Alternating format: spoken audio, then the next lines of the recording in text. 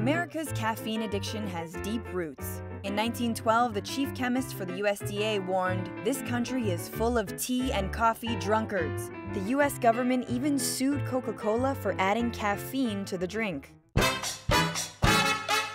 Prohibition banned the production and sale of alcohol in 1920. It was a win for the temperance movement. It was also a win for bootleggers, speakeasies, and gangsters who cashed in on black market booze.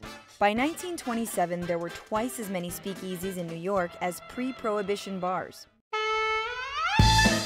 Marijuana and heroin were all the rage in the bohemian jazz scene of the 1930s. The government created the Federal Bureau of Narcotics to crack down on illegal drugs, and marijuana was officially outlawed in 1937. And reefer madness stoked fears of the evil weed.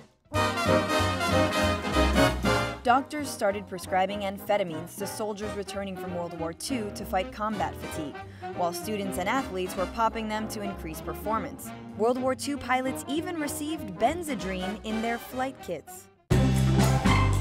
The age of advertising takes off, and ads for Milltown and other sedatives appeal directly to the public. Mother's Little Helper pills were prescribed as a quick fix for anxiety. 1 in 20 Americans were using it. Drugs went mainstream as the era of free love led to young, white, middle-class Americans loosening up with help from marijuana. It's considered the beginning of the modern drug epidemic. Harder drugs like cocaine and heroin became more common as the stigma on drug use eased. Up to 15% of troops in Vietnam used heroin, but President Nixon was going to war. America's public enemy #1 in the United States is drug abuse. Cocaine got more popular, and crack cocaine appeared on the scene, as did tough laws that disproportionately targeted minorities. Crack was cheaper than cocaine, but sentences for possession were 100 times harsher.